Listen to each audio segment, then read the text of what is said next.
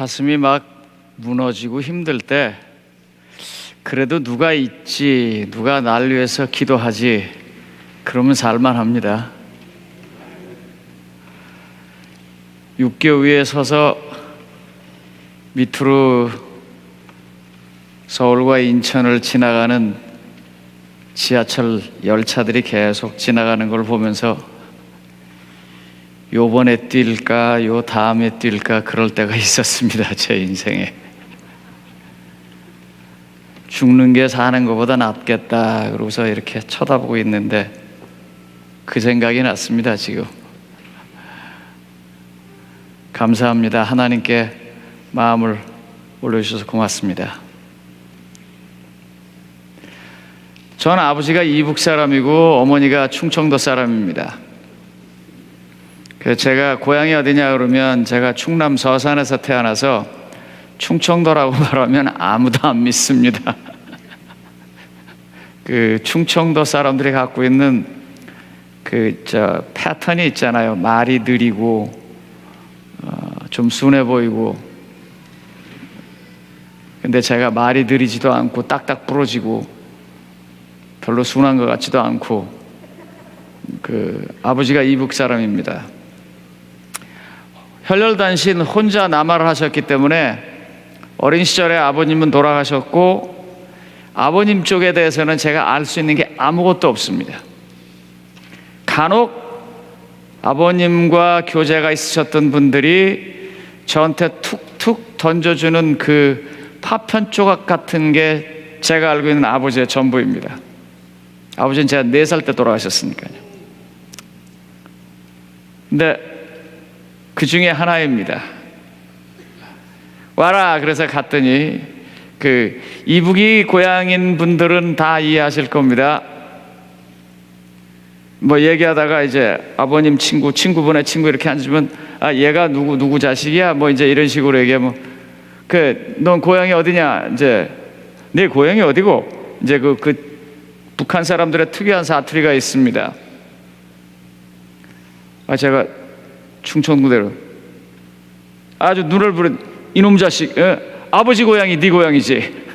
그래갖고 이북 분들을 만나면 제가 북한에서 태어나지 않았는데 북한이 고향이라고 그럽니다. 그러던 어느 날이었었습니다.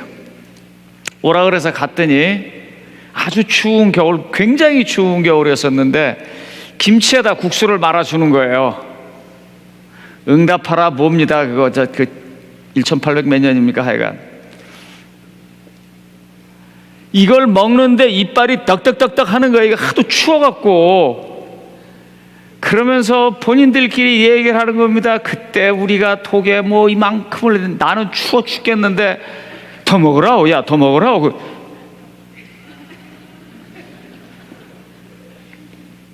오늘 제2장에 나오는 사도행전 8장 4절에 있는 말을 조금 미화시킨 겁니다. 그 흩어진 사람들이 두루 다니며 복음을 전할세. 한번 생각해 보세요. 이 사람들이 지금 왜 흩어졌습니까? 사도행전 1장서부터 7장까지의 배경을 보면 왜 흩어졌어요? 박해 때문에 흩어졌어요. 예수님이 승천하시고 제자들이 모여서 기도하고 성령이 임하면서 하루에 3,000명씩 회개하는 일들과 방언이 곳곳에서 터지는 일들을 통해서 초기 교회는 아주 우길승천 올라가고 있었는데 그게 끝이 아니었었어요. 어쩌면 그 설교 내용을 보면은요, 스데반은 사도 바울 못지않은 성경 실력이 있는 것을 알 수 있습니다. 여러분 한번 사도행전 7장을 주의 깊게 읽어봐 주세요. 그분의 성경 실력이 어느 정도인지. 정말 빛나는 청년 하나가, 교회 젊은 지도자 하나가 요절을 합니다.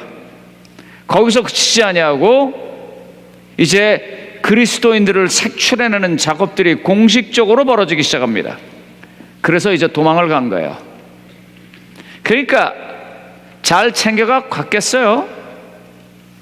우리 아침에 우리 고재현 목사님 아파트 팔라고 그렇게 노력을 하셨다는데 아파트 팔고 갔겠냐고요? 여러분 제가 다시 한번 말씀드리지만 새벽기도 꼭 오십시오.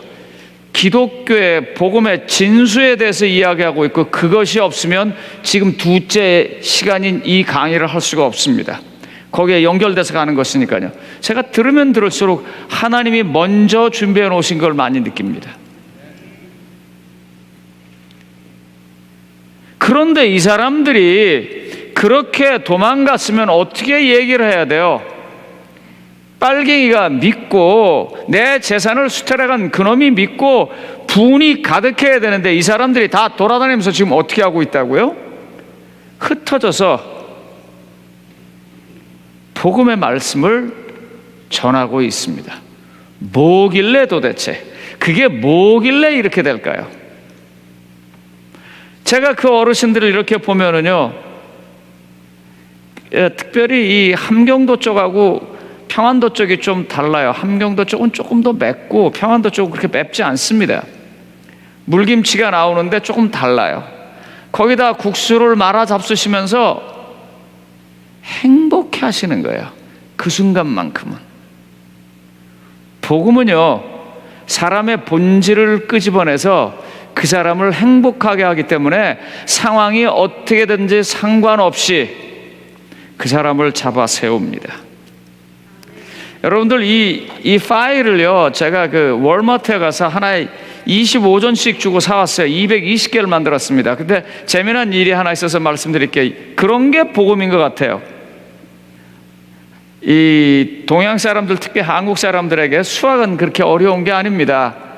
220 곱하기 25 전하면 금세 쉽게 그냥 55 나와요. 근데 좀 죄송하지만 여기에서 이렇게 주로 계산기를 두드리시는 분들은 그게 빨리빨리 안 나옵니다. 그러니까 그걸 하나 띡 하고 띡 하니까 220개 하려니까, 그래서 제가 가만히 있으니까 이 사람도 미안하니까 220개 그러더니 이렇게 뭘 10개씩 계산해 가지고 하더니 줘요. 보니까 53불 얼마예요. 이게 덜 처지한 거예요. 근데 뒤에 손님이 왔어요. 그래서 옆으로 서가지고 이제 가만히 기다리고 있었습니다.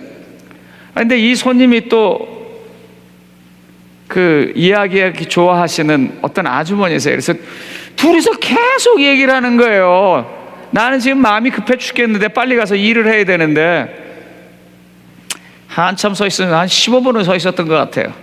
뒤에 손님이 다 없었어요. 그러는 다음에 이제 나하고 제가 가서 혹시라도 그분을 미안하게 안 하려고 이렇게 얘기했어요. Thank you for your generosity. 내가 그랬어요. 그랬더니 이렇게 쳐다봐요. 그래서 I thought that you charged me less. 내가 그랬어요.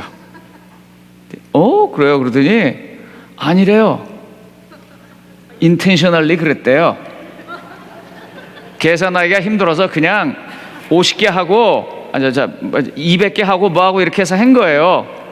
그러면서 나를 이렇게 쳐다보더니 You are such a wonderful man 그러는 거예요. You are great. 내가 왜 그러니까, 아니 그것 때문에 그렇게 기다리고 그걸 이야기하냐고. 요즘도 너 같은 사람이 있냐 그래요. 여기서 지금 계속 얘기하는 게 뭐냐면 경계를 넘어가라 그래요. 어떤 경계에 사냐면 내 것을 채우고 내 것을 지키고 내 것에 하나를 더 얹는 그런 세계에 사는데, 어떤 이상하게 생긴 동양애가 그걸 넘어가는 걸 보는 거예요. 한번 생각해 보세요. 집도 절도 없이 쫓겨서 남의 땅에 왔어요. 아마 대부분 생각할 때는 이건 그 수리아 지방의 안디옥일 거라고 생각합니다. 오늘날의 시리아 저 북단 터키하고 국경쯤 되는 데입니다.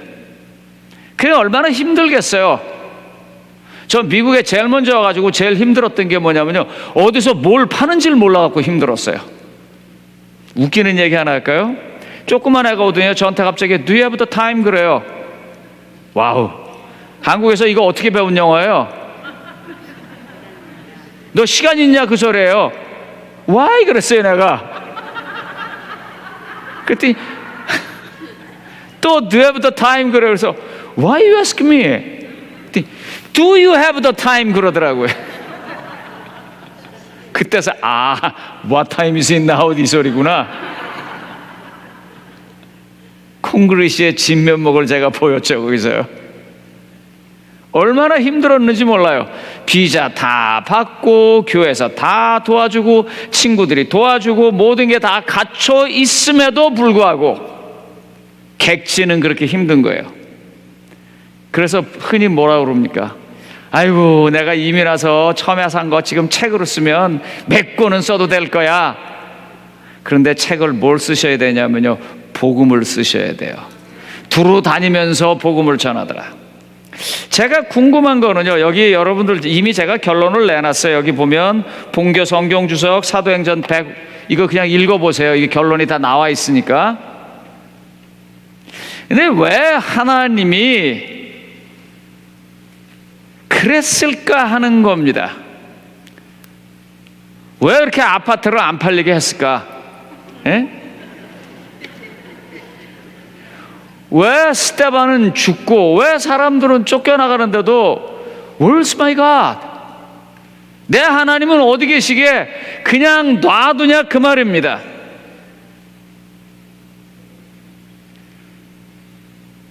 저는 어제요, 제가 그분 한 번 더 보고 싶은데 미얀마 선교사님, 뭐가 저한테 확 와닿냐면 K-뷰티가 와닿습니다. K-뷰티로 전도한다는데요, 번쩍 머리가 뛰더라고요. 경계를 넘어간 거예요. 경계를 넘어간 것입니다. 우리가 지금 강점이 그거거든요. 대한민국이 지금 세계에서 강점이 전자, 자동차, 특별히 전기자동차, 그 다음에 K-팝, K-뷰티,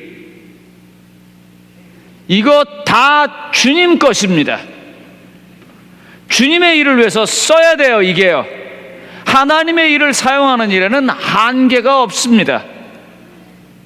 제가 그 목사님들한테 계속 이런 얘기를 합니다. 무슨 얘기를 하냐면, 내년 후년에 우리가 이 또 야영회를 할 때 그 미션 철치에 대해서 좀 하자고 그럽니다. 이 미션 철치라는 건 어떤 개념이냐면, 교회가 이렇게 계속 모이는 일을 합니다. 근데 이건 지금 아웃 오브 데이트예요. 교회는 지금 나가야 돼요. 계속 나가는 교회를 해야 돼요. 그런 컨셉을 가지고 이 일을 해야 돼요.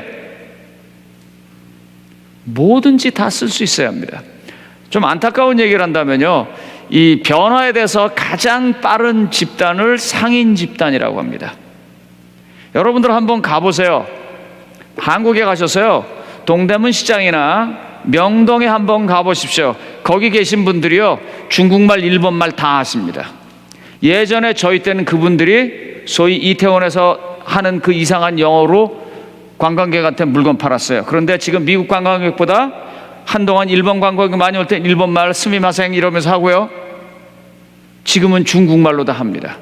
빠르게 변합니다. 그런데 가장 개혁에 늦게 변하는 데가 어디냐면 정치입니다.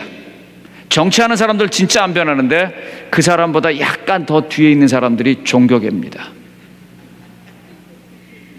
종교 정말 안 변하는데, 살고 싶으면 변해야 합니다. 살고 싶으면 지경을 넘어가야 합니다. 안 넘어가니까, 여기 여러분들 그 사도행전이나 이런 데 읽어보면 그 당시에 사람들이 어떤 생각을 했다고 그랬냐면, 예루살렘을 지키는 것이 그들의 가장 중요한 목표인 줄 알았다 그랬어요. 왜요? 그들의 꿈이 그 정도였었으니까요. 유대교의 문화 속에서 태어난 기독교입니다. 그러니까 그 사람들에게 가장 큰 건 예루살렘 성전이고, 그 사람들에게 가장 넓은 세계는 거기에요. 그런데 하나님은 그 세계에 갇혀 계신 분이 아니에요.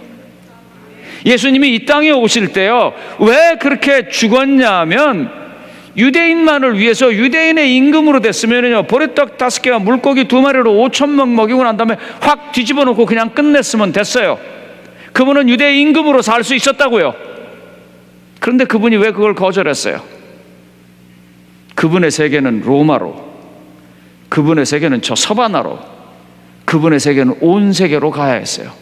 근데 아직도 초기 그리스도인들이 그 변화를 받아들이지 못하고 있는 것입니다.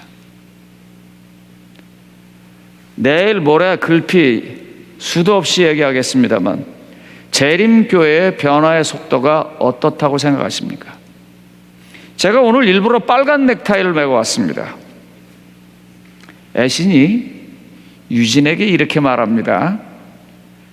이렇게 얘기하면 싹 웃어야 되는데 하여간 저만 쓰레기예요. 여러분들하고 이렇게 얘기하다 보면. 미스터 선샤인에서 나오는 얘기입니다. 다 보셨잖아요. 근데 다 안 본 척하고 살아요.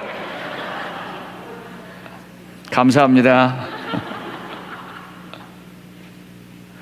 꽃처럼 살라오, 불꽃처럼. 제가 그때 눈물이 핑 돌았어요. 나도 불꽃처럼 살아보고 싶은데 못했어요. 늦게라도 살라고 지금 발버둥 치고 있어요. 변화는요, 누군가가 하나 죽어야 되는 거예요. 그전엔 안 움직여요. 왜냐하면 편하니까요. 지금 있는 게 편하니까요. 저희 교회 교인 거의 1000명 가까이 돼요. 그런데 저희 교회 예배 때요, 제가 설교하는 예배 장소에 평균 연령이 74세예요.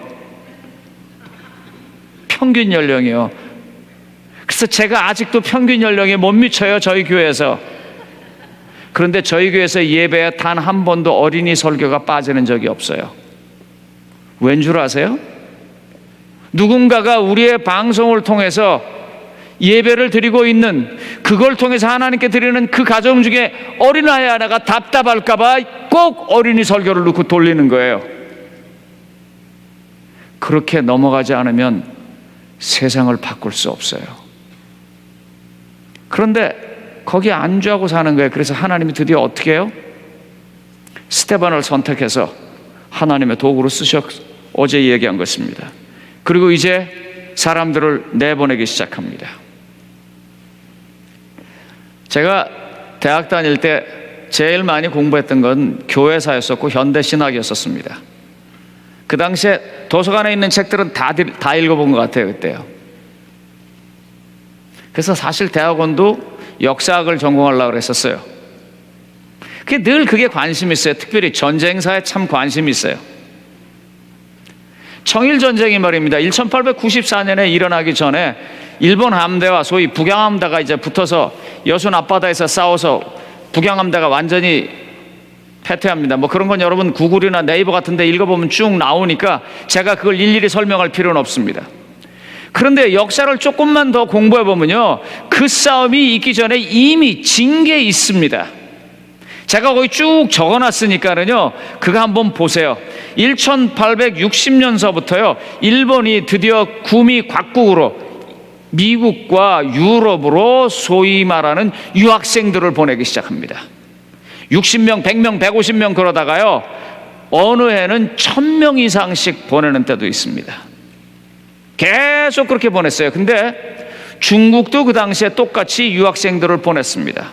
그런데 거기 읽어보시면 나오지만요, 중국은 유학생을 보냈다가 걔네들을 다시 다 불러들입니다. 왜냐하면 가서 뭘 들었는데 이게 엉뚱한 소리를 하는 거예요. 그래서 다시 와서 그 청나라의 머리 저 여자처럼 이렇게 따고 앞에 싹 밀어버리는 거 있죠. 정한철 목사님 여기 계십니까? 안 계세요? 좀 놀리려고 그랬더니 정한철 목사님 머리 갖다 깜빡 졸았대요. 그랬더니 멕시코 사람처럼 확 깎아놨어요.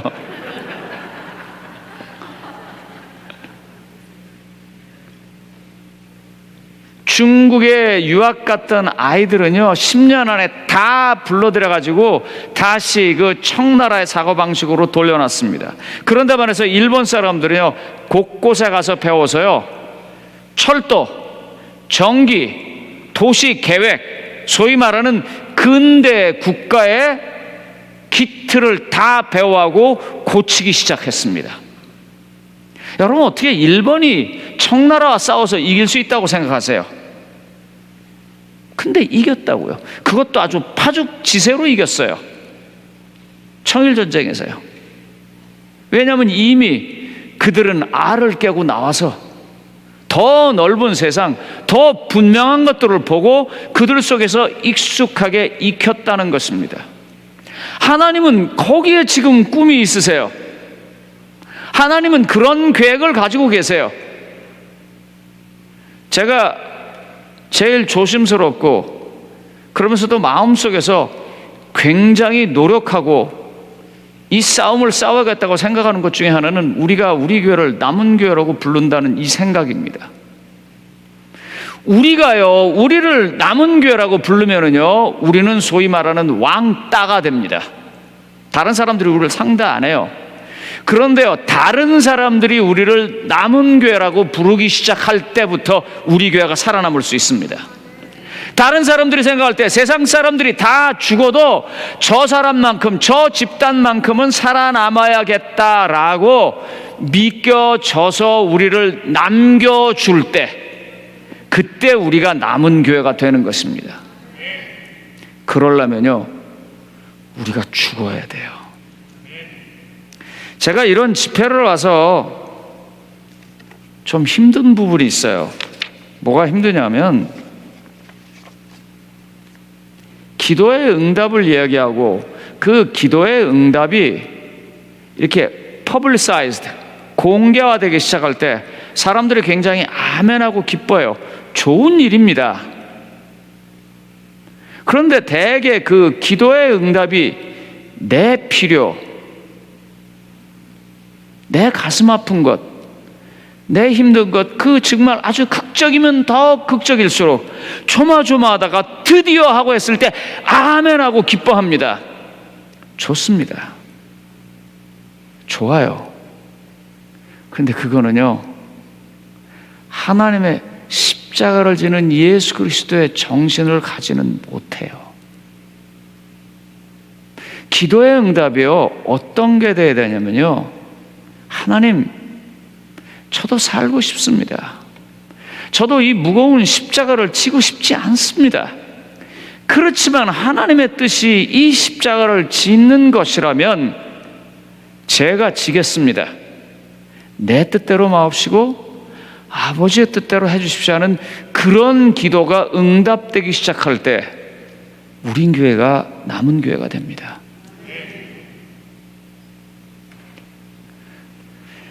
전 가끔 이런 생각을 해봅니다. 다니엘 7장을 해석하고 설명할 때 유명한 우리 강사님들, 한국에서 내노라는 여러 목사님들, 그런 분들이 와서 얘기하고 그 7장을 통해서 23절, 24절을 통해서 하나님의 계명을 없애려고 하고 망가뜨리려고 하는 그 정체들이 설명되면서 아멘 하면서 어떤 특정한 또 다른 집단이 손가락질을 받을 그 순간에 만약에 그곳에 계신 성직자, 그곳에 계신 학자가 와서 여기서 똑같이 한번 강의를 할 수 있다면 어떨까라는 그런 생각을 해봅니다.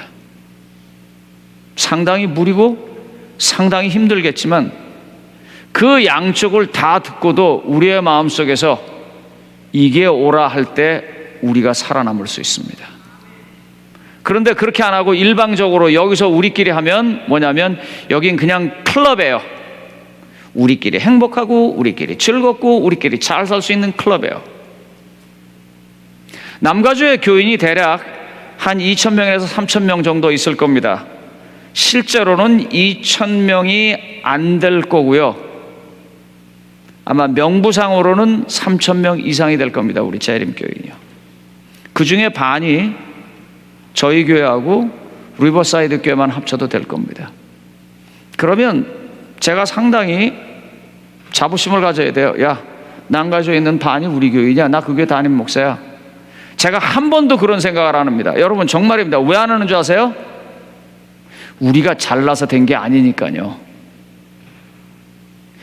저희 로말린다 교회가 그렇게 성장할 수 있었던 것이죠. 로말린다의 사역자들과 로말린다의 성도님들이 노력한 거 많이 있긴 하지만요, 그거보다는 거기에는 인프라가 있어서 그래요.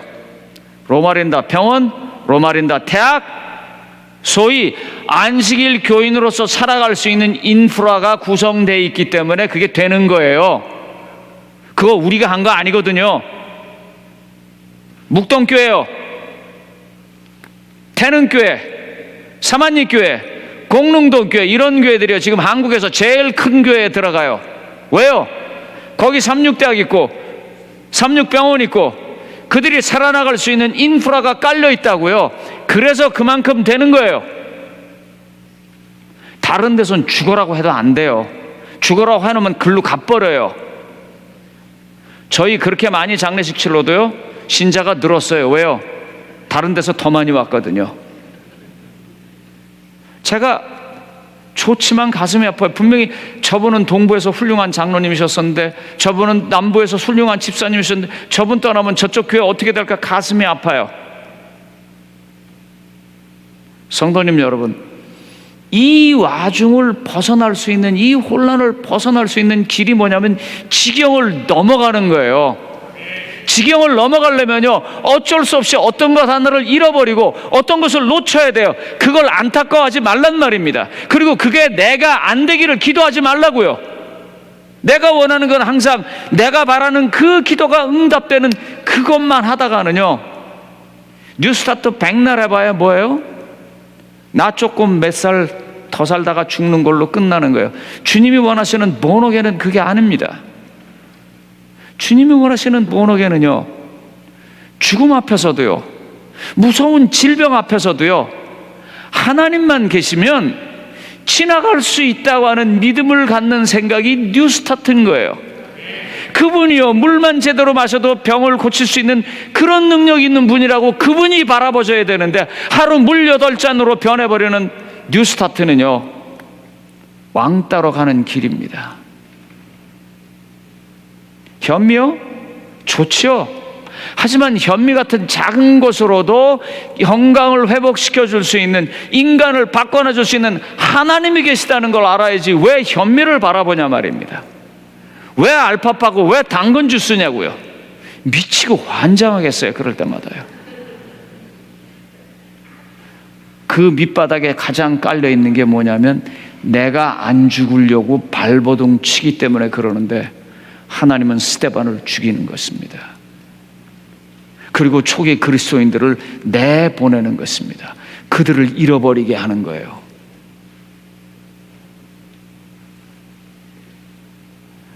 제가 고 목사님의 설교를 이렇게 들으면서 느끼는 게 뭐냐면, 그분이 공대 하셨잖아요. 오재호 목사님도 공대를 하셨어요.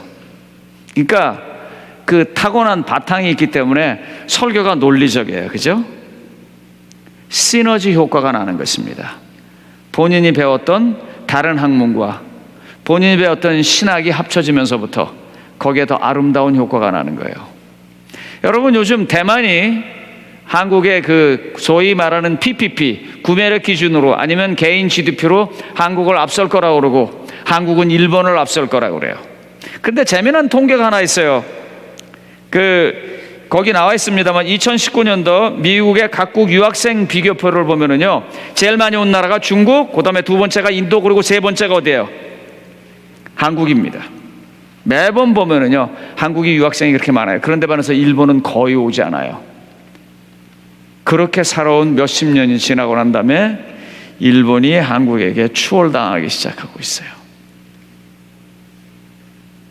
성도님 여러분, 내 거를 죽이고 한 발 더 나갈 때 하나님을 만날 수 있어요. 근데 내 거를 안 죽이려고 바둑바둑하고 내 거 잡고 있는 동안은요, 세상이 보이지 않아요. 그리고 세상이 보이지 못하면 어려워요.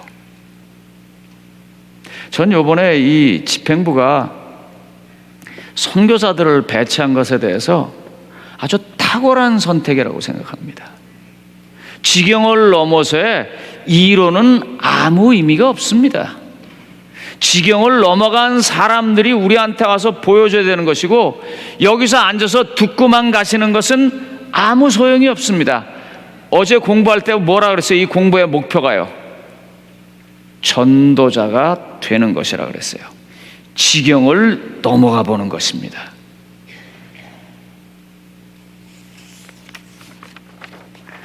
혹시 여러분들 신화라는 그룹을 아십니까? 이 애들, 춤추는 애들이요. 샤이니 뭐 그런 댄스 그룹 뭐 그런 걸 아세요? 사실 저도 잘 몰라요. 제가 이 미래학에 관한 책을 보면서 본 거라서, 그래서 제가 유튜브에 찾아서 그 사람들이 무슨 노래라고 뭘 하는지를 봤어요. 코로나 때예요. 교회는 문을 닫고 전전긍긍하고 있는데 그 사람들은 뭘 하기 시작했냐면 온라인 콘서트를 하기 시작했어요.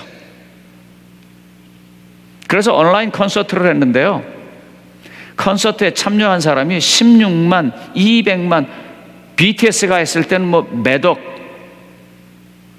그 전에 어떤 생각했냐면 큰 공연장을 마련하고 거기서 사람들이 모여서 박수 치면서 노래하는 것만 생각했는데 그게 못하니까 막혔어요. 죽을 것 같아요. 먹고 살기가 힘들어요. 그게 어떻게 했냐면 온라인이라는 걸 타고서는 하기 시작했어요. 왜 우린 그걸 못해야 돼요?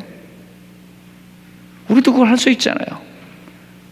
제가 어쨌거나 지금 현직 목사 중에서 제일 고참입니다. 그래서 목사님들을 대신해서 교회 지도자 여러분들에게, 그리고 방송을 들으시는 분들에게 좀 말씀드리겠습니다.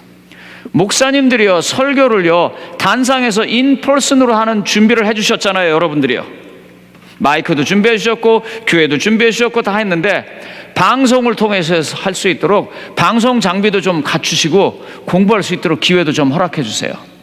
요즘은요 유튜브에서 불꽃 튀는 전쟁이 나옵니다. 교단의 개념이요 지금 거의 없어졌어요. 예전에는요 잡아놨거든요. 교회에서요 안식일 교회 가면 안 된다고 잡아놨고 먹혀 들어갔어요. 근데 요새 잡아놓을 방법이 없어요. 안식일 교회에서요 순복음교회 가면 안 된다, 장로교회 가면 안 된다, 천주교회 가면 안 된다가 잡아놨는데 지금은 그럴 방법이 없어요.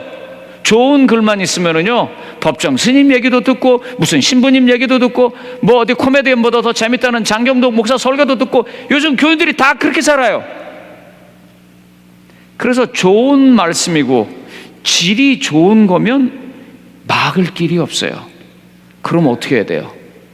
우리도 그쪽으로 가야 돼요. 이런 방법적인 문제에 컨텐츠를 채울 수 있는 가장 중요한 내용은 뭐냐면 우리가 죽는 것입니다. 우리가 죽는 거예요. 하나님은요 그 지경을 좀 넘어가기를 바라는 것입니다. 그래서 우리가 좀 그 일을 하기 바라는 거예요. 귀하는, 그리고 귀하의 신앙은 지금 지경을 넘어가 계십니까? 제가 마지막으로 물었어요.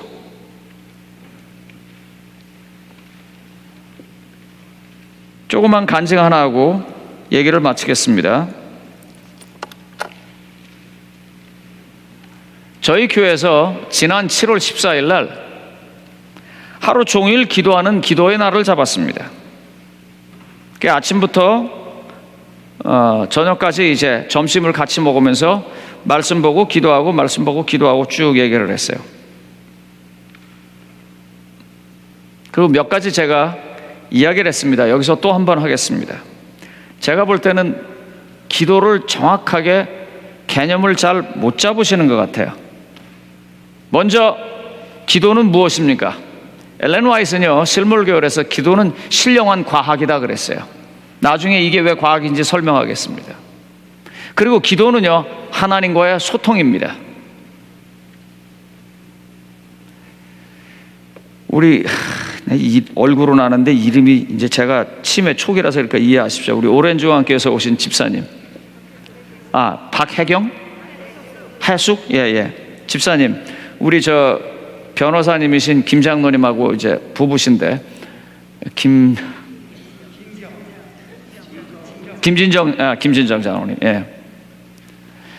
김진정 장로님하고 차 타고 가는데요.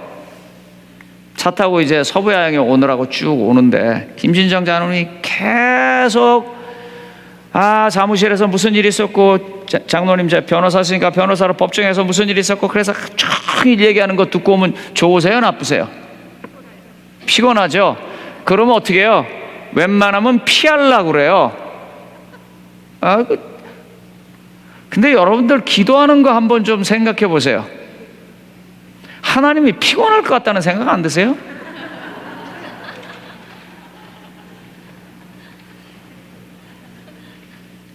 Do you have him speak? 그분이 말할 수 있는 시간을 드리세요? 그냥 쥐어 다다다다다다다 하기 시작해가지고, 그래서 제가 볼 때는 하나님이 코스코 사장이면 제일 좋을 것 같아요. 다 있으니까요, 거기. 근데 기도는 뭐라고 말하냐면 소통이라고 말해요. 그래서 하나님 얘기를 좀 들으세요. 하나님이 뭘 원하시는지. 연세가 많으신 성도님들을 섬기고 사는 저는 어쩔 수 없이 질병을 일상의 일처럼 대면하고 살아야 합니다. 수술하는 사람, 아니면 시한부의 선고를 받은 사람, 아니면 만성 불치병 속에 있는 사람들, 만약에 그분들에게 기도해서 낫고 기도해서 낫는 것이 참 목표였다면 예수가 34살도 되기 전에 죽어야 하는 건 내가 어떻게 설명을 해야 돼요? 예? 사도 바울이 그렇게 죽는 건 어떻게 설명을 해야 합니까?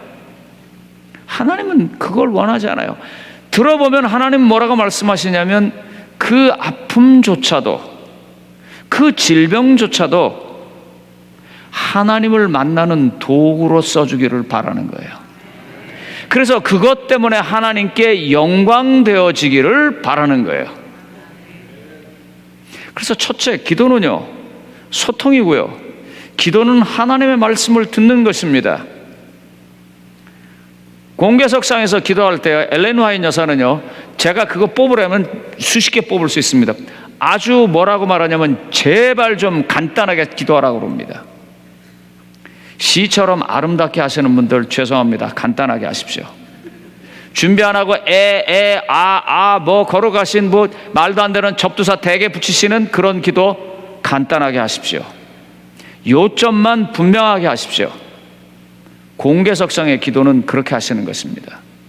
두 번째로요, 그 기도 속에서 공개석상의 기도는 성도들의 마음을 놓는 것입니다. 거기. 그래서 영어로 그걸 intercessory prayer라고 합니다. 중보기도요. 그 다음에요, 제일 안 되는 거요, 기도 예배 시간에 가만히 한번 들어보세요. 이건 목사님들 잘못입니다. 첫 번째 기도, 마지막 기도가 같아요, 달라요? 여러분들 들어보니까 첫 번째 기도하고 마지막 기도가 같아요, 달라요? 로마린다 교인들이 여기서 같아요 하면은 제가 죽일 놈입니다. 그렇게 가르쳤는데도 그건 달라야 돼요. 첫 번째 기도는요, intercessory prayer라고 해서 중보기도입니다. 신자들의 모든 아프고 힘들고 어려운 것을 하나님께 대신 하나님의 종으로서 알리는 것입니다. 하지만 마지막 기도는요, 베네딕션이에요. 강복. 주어진 말씀, 메시지를 통해서 하나님께서 그 사람들에게 주는 축복을 내려주는 것입니다. 그런데 마지막 기도하는 사람이 또 나와서 뭐라 기도하냐면, 하나님 아버지, 뭐 우리 교인 누가 아픈데 그 사람도 낫게 해주시고, 뭐 우리 이사 가야 되는데 그것도 해주시고, 뭐 다. 그래서 도대체 저 기도는 왜 하고 이 기도는 왜 하냐? 우리는 익숙해서 그냥 그러나 보다 하지만 예배 학상으로는 빵이고, 이 죄의 대부분은 저와 목사님들이 가지고 계시다는 것입니다. 이렇게 기도를 하는데 이 기도가 응답된 거 하나를 이야기하겠습니다. 이제 이야기하면서 쭉 간증을 했는데요, 한 분이 나오더니 그러는 거예요. 자기 비즈니스를 2번 실패했대요. 그런데 2번 다 배신으로 실패를 했대요. 그래가지고 그 사람만 생각하면 심장이 뛰고, 누가 대신 그 사람을 욕해주면 기쁘고, 그런 어느 날이었어. 이분이 어느 집회에 가서 당신이 믿고 의지할 만한 목사님이기 때문에 그런 얘기를 했더니 그 목사님이 뭐라고 말씀하시냐면, 그 사람을 축복하라고, 그 사람을 위해서 축복 기도를 해주라고. 자기가 그 소리 듣는데 그건 도저히 못하겠더래요. 그거는 도저히. 근데 목사님이 하라고 그랬고 하나님 말씀인 거는 같고, 그래가지고 이분이 그걸 하려고 그러는데 그분 표현이 그래요. 가시가 이 혀에 박혀 있는데 말을 하는 것처럼 그 말하는 게 아프더래요. 그런데도 계속 하나님, 내가 그 사람을 축복하고 싶습니다. 그 사람을 축복해 주십시오. 그 사람을 축복해 주십시오. 그러는데 자기가 그렇게 속상하고 그렇게 답답해가지고 누군가가 같이 욕을 해주면 기분이 좋았고, 그랬을 때보다도 비교도 안 되게 더 큰 축복이 자기 마음의 평안으로 오더라는 것입니다. 기도는요, 신령한 과학이에요. 세상에 설명할 수 없는요. 제가 이렇게 설교를 했더니 어떤 분이 나가면서 저한테 악수를 하면서 그래요. 알아요. 근데 전 아직 못할 것 같아요. 그러고 나갔어요.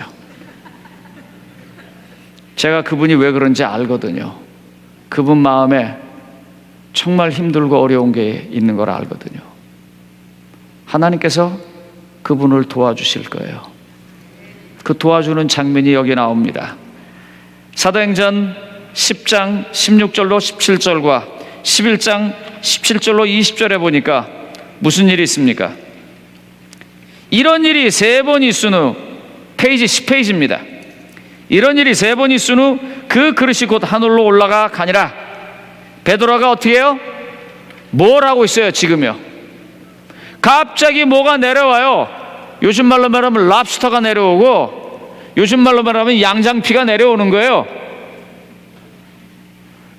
모르시니까 넘어가겠습니다.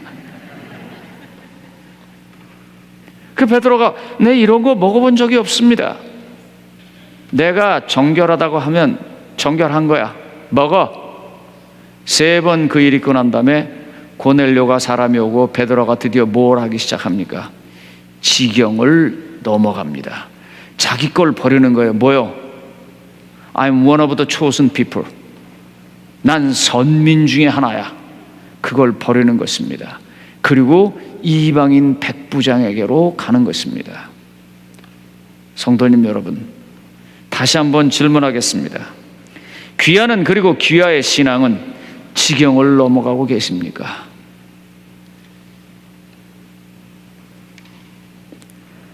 교회증언국원 118쪽은 이렇게 말합니다. 길과 산 울가로 나가 일할 일꾼들을 준비시키라. 하나님의 백성들이 지경을 넘어가는 것은 그들의 뭐요? 절대적인 의무이다. 여러분, 오늘 얘기한 거 다 잊어버려도 좋으세요. 뭐 일본이 청일전쟁에서 어땠다, 그런 거 사실 구글에 보면 다 나와 있고 그 아무 의미가 없는 것입니다. 그러나 요 말 하나는 꼭 기억을 하십시오. 뭐요? 그리스도인이 지경을 넘어가는 것은 그들의 의무이다. 1900 아마 기억이 정확하다면 44년일 거라고 생각합니다. 47살에 맥시밀리아누스 꼴베라고 하는 사람이 아우슈비츠에서 동물 주사로 죽습니다. 이 사람은 안 죽어도 되는데 거기 프란체스크 가조우니 체크라, 이 사람 맨날 이름이 잘 안 돼요. 가조우니 체크라고 하는 그 사람이 걸렸어요. 그래서 이제 너 해서, 근데 이분이 독일군 그 친위대 장교를 붙잡고 애걸복걸합니다. 저한테는 노모가 있습니다. 그리고 저한테는 아내가 있고 2 자식이 있습니다. 저를 좀 살려주십시오.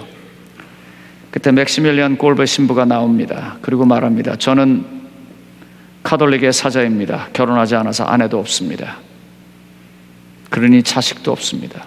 저 사람을 대신해서 제가 죽겠습니다. 한참을 바라본 그 독일군 친위대 장교 대위는 오케이. 그리고 그 사람이 죽습니다. 여러분, 이게 지경을 넘어가는 겁니다. 내가 원하는 것, 내가 바라보는 것, 내가 꿈꾸는 것을 하나님하고 야곱이 싸운다고 그랬다고 그래서 그냥 죽어라고 싸워서 드디어 내 것을 쟁취해내고 그것이 기도의 응답이었다고 아멘하는 그런 것도 좋은 것입니다. 하지만 거기서 하나를 더 넘어가서 인간이 운명적으로 가지고 있고 본질적으로 가지고 있는 죽음을 두려워하고 죽기를 무서워하는 여기서부터 예수 그리스도의 십자가를 같이 지고 그것까지라도 하나님 앞에 내놓고 하나님이 그것까지라도 사용해 주기를 바라면서 내 지경을 넘어가는 것, 그것은 크리스찬의 의무입니다. 성도님 여러분, 그걸 넘어가야 합니다. 여기 오셔서 내 자식 결혼하고 내 남편 사업 잘 되고 그런 거 다 기도하세요. 다 좋은 일입니다. 그렇지만 그런 모든 것들을 예수 그리스도를 위해서 다 버릴 수 있도록 또 기도해 주세요.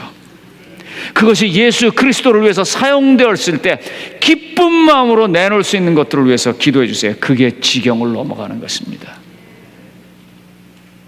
그런 일들이 우리에게 있어서 세상 사람들이 재림교회를 향해서 세상의 모든 사람들이 다 죽더라도 저 사람들은 남아야 돼, 저 사람들은 그래도 이 땅을 마지막까지 지키면서 살아가야 할 사람이 하고 이야기 되어질 때, 그때 세상이 우리를 보고 남은 자손이라고 할 것입니다. 말씀을 마치겠습니다. 기도하겠습니다. 하나님 아버지, 기도하는 시간을 좀 드리고 싶습니다. 늘 내 것, 나만을 위한 것, 내가 원하는 것을 위해서 기도했던 그 삶을 회개할 시간을 드리고 싶습니다. 하나님 아버지, 잠시 머리 숙여 기도할 때 성령께서 한 사람 한 사람에게 임하여 주시옵소서. 그리고 하나님과 대화하는 시간을 갖게 하여 주시고 신령한 과학이 실증되는 시간이 되게 하여 주시옵소서. 예수님께서 그렇게 겟세마나에서 내 뜻대로 마옵시고 아버지의 원대로 되기를 원하는 기도를 우리가 드리게 하여 주시옵소서. 혹시 하나님께서 우리의 직업을 원하시면 그걸 내놓게 하시고, 하나님이 혹시 우리에게 우리가 가장 소원하는 것을 원하시면 그것도 내놓게 하시고, 혹시라도 저의 생명을 달라 하시면 그것도 스테반처럼 내놓게 하여 주시옵소서. 그 지경을 넘어가 보게 저희를 도와주시옵소서. 주의 성령이 우리와 함께 하심으로 우리를 지키시고 우리를 강하게 하시고 우리를 지혜롭게 하셔서 우리를 분명 넘어가게 해 주실 것을 믿사오며, 이 부족한 죄인 예수 그리스도의 피 흘린 공로에 의지하여 이 모든 말씀이 성도님들에게 다 이루어질 수 있도록 간절히 축원하옵나이다. 아멘.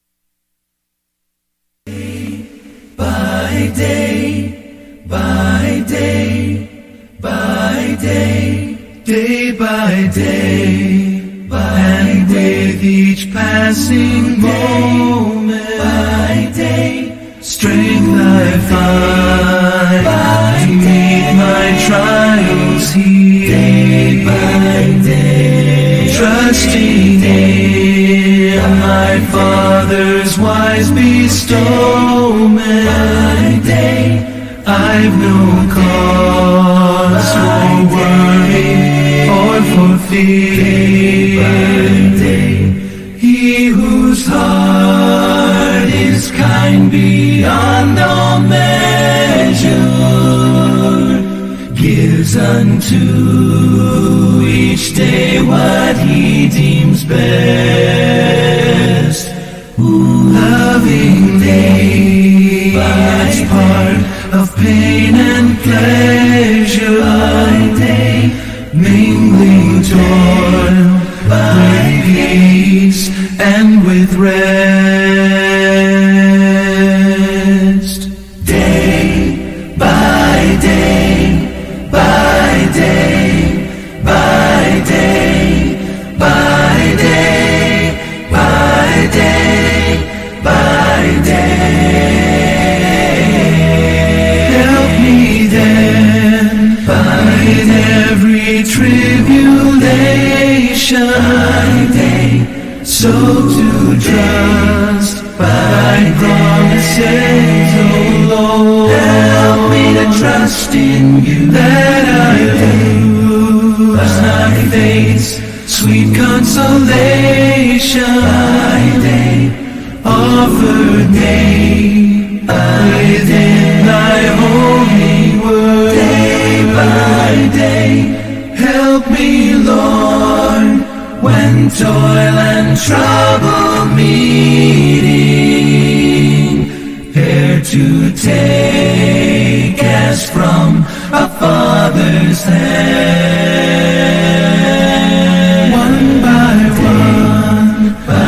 days, the moments fading, by day, till I reach the promised land. Day by day, day by day,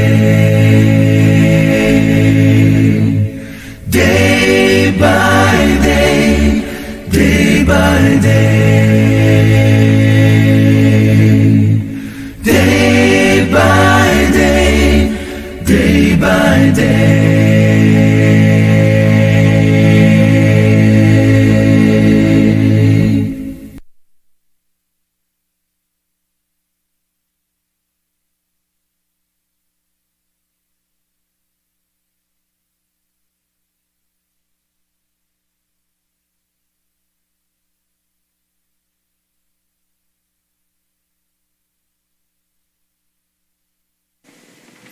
안녕하세요.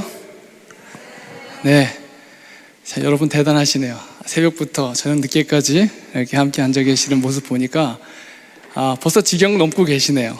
예. 저는 오늘 이 시간에 먼저 제가 왜 이 선교사로 또 참여하게 됐는지에 대한 저의 간단한 소개와 그리고 더불어서 이제 현재 모슬렘 지역에서 어떻게 선교가 이루어지는지 선교 사역을 소개하도록 하겠습니다. 먼저 이 말씀을 함께 공유합니다. 모든 참된 제자는 하나님 나라에 뭐로 태어난다? 대답이 없으세요? 뭐로 태어납니까? 네, 제가 이런 질문을 합니다. 하늘엔 누가 갈 수 있을까? 네, 맞습니다. 하늘에는 선교사만 갑니다. 참 죄송한 얘기예요. 근데 사실이에요. 제 얘기가 아니고 이 글을 기록하신 선지자 이야기입니다. 예수님도 선교사였나요? 바울도 선교사였죠. 요셉도, 다니엘도, 아브라함도. 그래서 선교사가 되는 건 옵션이 아닙니다. 필수예요. 저희같이 오지에 가 있는 사람만 선교사가 아니라 예수를 가슴에 품으면 모두가 선교사죠. 그렇습니까? 그리고 예수를 모르는 사람들은 우리의 다 선교지예요. 그렇기 때문에 먼저 하나님을 믿는 사람들은 예수의 제자가 되고, 그리고 제자를 삼고 난 후에 부활의 소망을 품고 난 후부터는 사도들처럼 선교사로 거듭나는 것이 아주 당연한 복음의 능력이에요.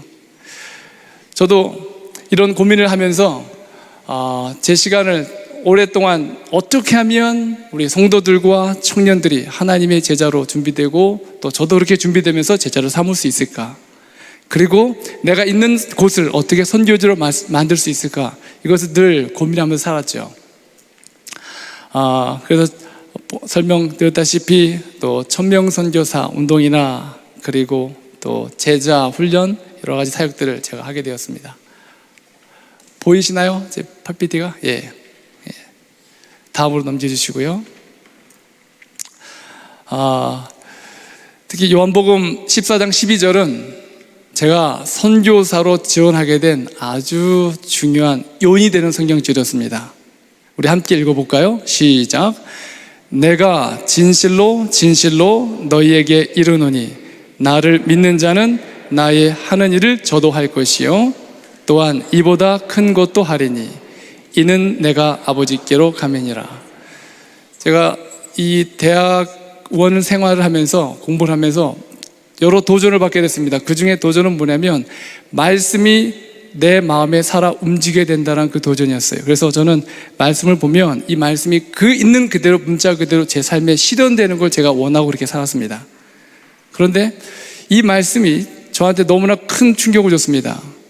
나를 믿으면 나의 하는 일을 저도 할 것이요 이보다 더 큰 것도 하리니. 여러분 이 말씀을 믿으시나요? 다 내라 그러죠. 근데 저는 그 당시 이 말을 안 믿었어요. 예수님이 죽은 자를 살리고 병자를 고치고 귀신을 쫓아낸 건 믿어요. 근데 그게 나를 통해서 예수님이 하신 것처럼 나도 할 수 있다는 생각은 믿어보지 못했던 거예요. 선교사들이나 아니 훌륭한 목사님들은 그 일을 하지만 우리 청년들이, 우리 학생들이 과연 이런 내용을 가지고 말씀을 믿고 있는지 제가 늘 궁금했어요. 그리고 제가 그런 경험이 없이 목회를 한다, 양심상으로 도저히 목회 못 나가겠더라고요. 그리고 더 큰 말은, 더 큰 약속은 이보다 더 큰 것도, 예수님이 하신 것보다 더 큰 것도 하겠다고 약속하셨잖아요. 그래서 제가 이 말을 제 스스로 이렇게 정리했습니다. 품성은 예수님을 닮아가지만 사역에 있어서는 예수님은 나의 경쟁자다. 따라해 볼까요? 예수님은 나의 경쟁자. 예수님이 나의 경쟁자예요.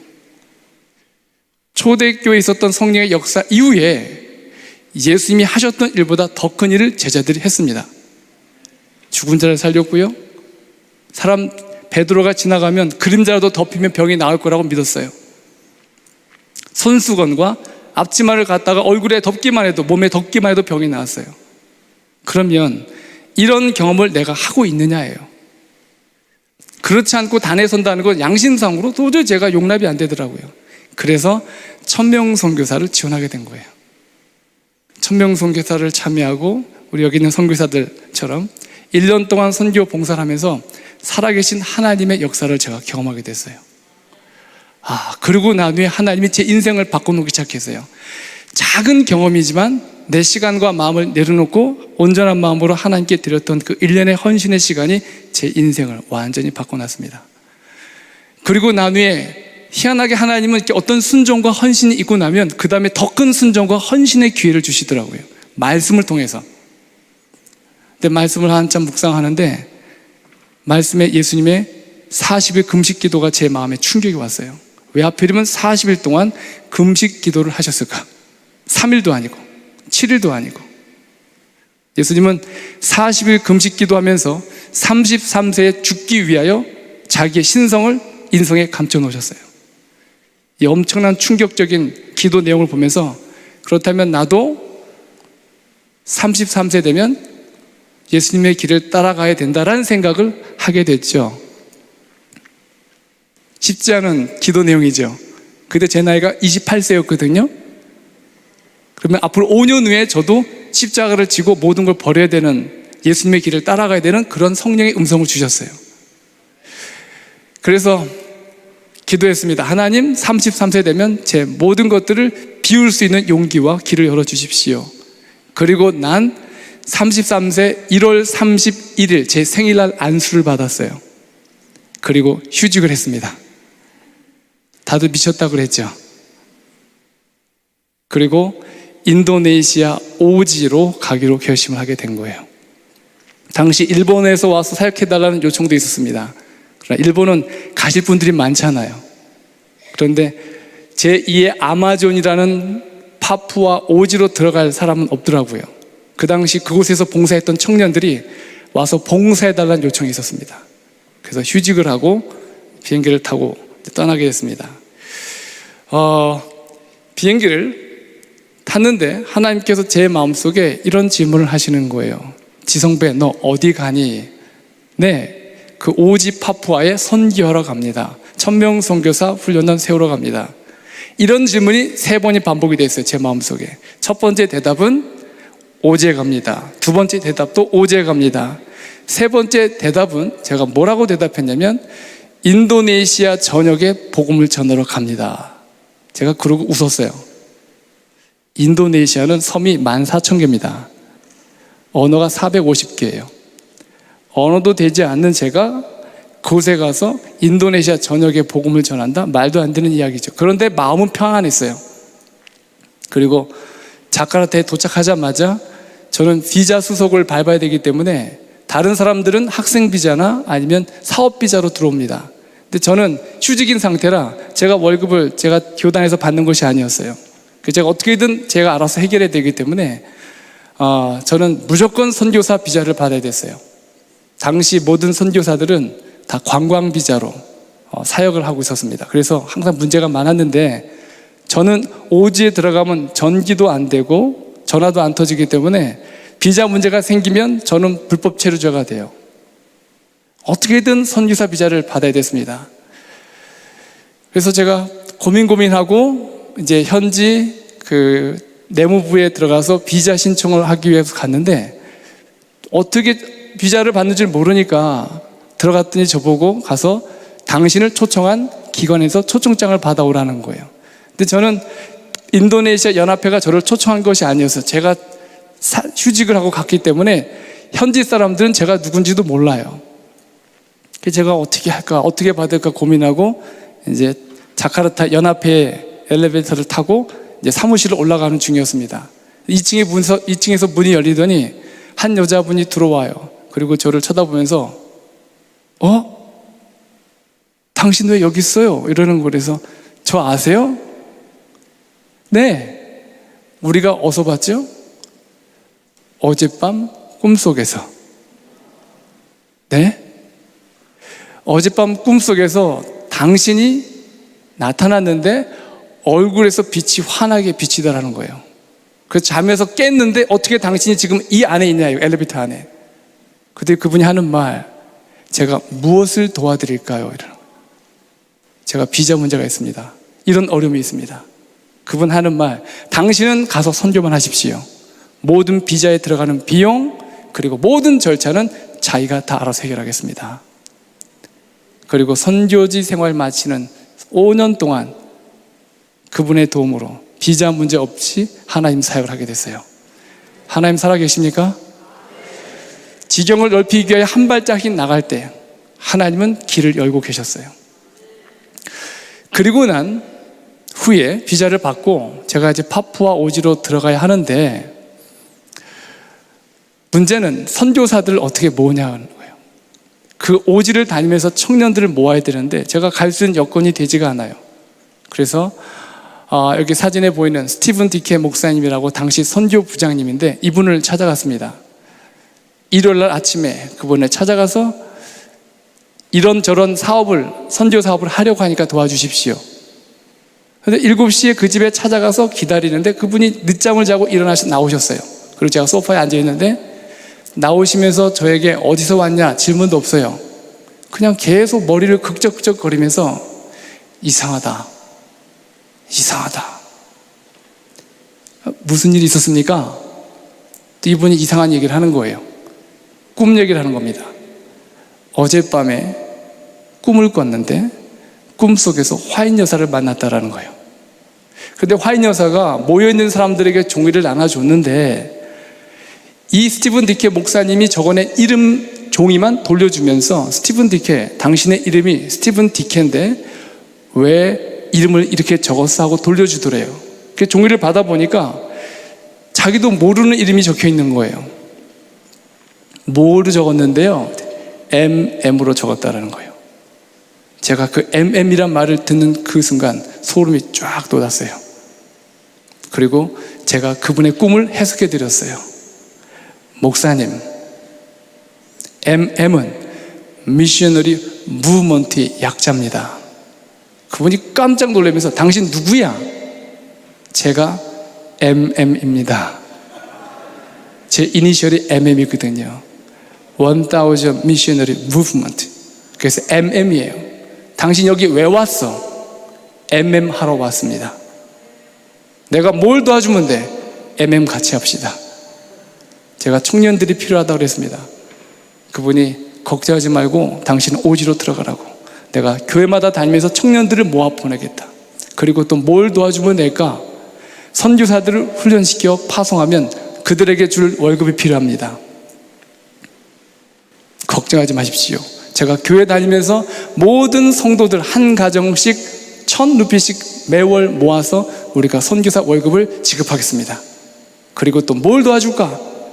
목사님, 참 죄송한 얘기인데 선교사들이 훈련받고 나면 선교지로 파송돼야 되는데 오지로 들어가려면 다 경비행기로 이동해야 돼요. 그러니까 비행기 값이 1년 월급보다 더 비싸요.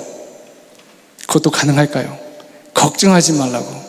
파푸아에 재림교회 비행 선교단이 있는데 그 비행 선교단의 모든 스케줄을 선교사를 파송하는 데 먼저 사용하겠다.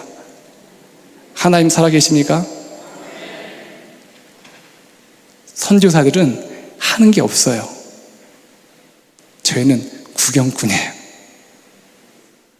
하나님은 계획하시고 사람을 부르시고 우리가 가진 축복이 뭐냐면 하나님이 살아계신 그 현장 속에서 하나님의 능력을 구경하는 축복을 가진 것뿐입니다. 저는 이런 순서에 오거나 아니면 주말 부흥회 갈 때마다 제 마음속에 참 답답한 게 하나 있습니다. 저희 선교사들은 선교지 이야기를 나눠주는 것보다 저희는 여러분에게 선교지 이야기를 듣고 싶어요. 여러분의 가정에서, 여러분의 교회에서. 선교의 역사는 맞불이 일어나야 되거든요. 교회와 선교지가 함께 맞불이 일어나야 되는데 교회는 냉랭해지고 선교지의 간증을 듣고 싶어하고, 여러분 이게 좀 역전이 되면 안 될까요? 저희 선교사들이 이렇게 돌아오면 여러분의 부흥되는 교회의 소식, 여러분의 가정과 직장에서 일어나는 선교지의 역사의 소식을 듣고 저희도 가슴에 불이 붙어서 선교지에 돌아가고 싶어요. 내년도의 선교사 간증은 우리 성도들이 하시면 어떨까 생각이 듭니다.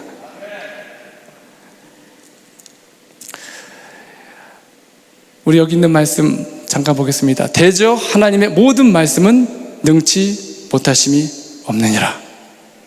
이 사실을 믿으신가요? 네. 하나님의 모든 역사는 분명히 말씀의 능력대로 이루어지게 됩니다. 중요한 건 우리가 전적인 헌신과 온전한 믿음이 없기 때문에 하나님의 능력이 일어나지 않는 것뿐이에요. 선교사들이 선교지에 가서 모든 사역들이 은혜롭게 또 헌신적으로 이루어지지 않습니다. 저도 이런 마음을 가지고 제가 첫 인도네시아 가서 사역을 시작할 때 정글을 방문하게 했던 첫 경험을 나누기 원합니다. 맘브라모라는 오지입니다. 굉장히 위험한 오지예요. 제2의 아마존이라는 곳인데 이곳을 제가 이틀을 걸어서 가는데 폭염에 습도에 땀이 줄줄 흘러내려요. 그런데 그것보다도 저를 가장 힘들게 했던 건 바로 정글 거머리였습니다. 정글을 가면 길이 없기 때문에 원주민들이 앞뒤에 10명씩 서서 길을 만들어줘요. 칼로 길을 만들고 걸어가면 그 풀에 붙어있는 정글 거머리들이 몸에 붙어서 기어 올라와요. 그리고 한 곳에 올라와서 물면 마취가 됩니다. 떨어지지가 않아요. 이걸 띄는 방법은 소금을 뿌리든지 아니면 불로 지져야 돼요. 이렇게 걸어가는데 시간이 끝이 없이 가는 거예요. 끝이 없이. 그 원주민들한테 묻죠. 얼마나 더 가면 되겠냐? 원주민들의 대답은 아주 간단해요. 조금만 더. 6시간을 가도 8시간을 가도 조금만 더예요. 왜냐하면 우리처럼 숫자 개념이 없어요. 나이를 아는 원주민은 한 사람도 없어요. 숫자, 시간을 아는 사람이 아무도 없어요. 근데 우리는 자꾸 시간 개념 가지고 묻죠. 얼마나 짜증이 납니까? 덥고 힘들고 얼마나 더 가야 될지도 모르고, 그리고 정글 거머리들, 그리고 앉아서 쉬는 동안에 끊임없이 달라드는 모기떼들, 어떤 게 말라리아 모기인지 구분도 가지 않아요. 그러고 걸어가는데 정말 입이 이만큼 나와서 투덜투덜 되는 거예요. 헌신해서 와놓고, 하나님 제 몸 다 바쳐서 헌신하겠습니다 와놓고 걸어가는데 투덜투덜 되는 거예요. 제가 이번이 첫 번째 정글 방문인데 앞으로 몇 번을 더 정글을 방문해야 됩니까? 하나님, 제가 왜 하필이면 여러 선교지가 있는데 이런 선교지에 와 있을까요? 그리고 투덜투덜 걸어가는데 제 마음속에 하나님의 음성이 들리는 거예요. 성배야, 너 정말 힘들지? 정말 애쓴다. 그런데 나는 너를 구원하기 위해서 정글보다 더 어두운, 정글 거머리만도 못한 너를 구원하기 위하여 내 아들 예수를 이 땅에 보냈어. 그 순간에 눈물이 쭉쭉 흘러내리는 거예요. 제가 그 헌신과 희생이 저는 제가 할 수 있는 최고라고 생각하고 가치 있게 여겼는데 예수님이 하신 헌신에 비하면 아무것도 아니었어요. 그리고 걸어가면서 내내 울면서 찬양했습니다. 푸른 바다 낯선이 어디든지 가오리다. 하나님께서 주신 그 축복의 길이 지금까지 이 자리에 서게 하셨습니다. 그 하나님의 사랑이 없었다면 저희들뿐만 아니라 우리의 가정, 우리 직장에 선교사로 부른 우리의 삶이 어찌 예수님을 보고 따라갈 수 없겠습니까? 그리고 도착한 선교지에서 제가 첫 침례를 베푸게 되었습니다. 이곳은 아주 깊은 오지 정글인데 제가 25년 만에 처음 도착한, 목사가 처음 온 곳이에요. 이곳에서 57명의 영혼들을 첫 안수를 받고 침례를 베푼 제 평생 잊지 못할 너무나 아름다운 침례식이었습니다. 이런 하나님의 축복의 여정이 지금까지 제가 교회를 사역하든 그리고 선교제 가든 제 마음속에 가지고 있는 하나의 소원은 어떻게 하면 나와 함께 있는 모든 성도들과 주변의 사람들이 제자가 되고 함께 제자를 삼고 그리고 우리가 마지막 사업을 위해서 하나님의 선교사로 거듭날 수 있을까?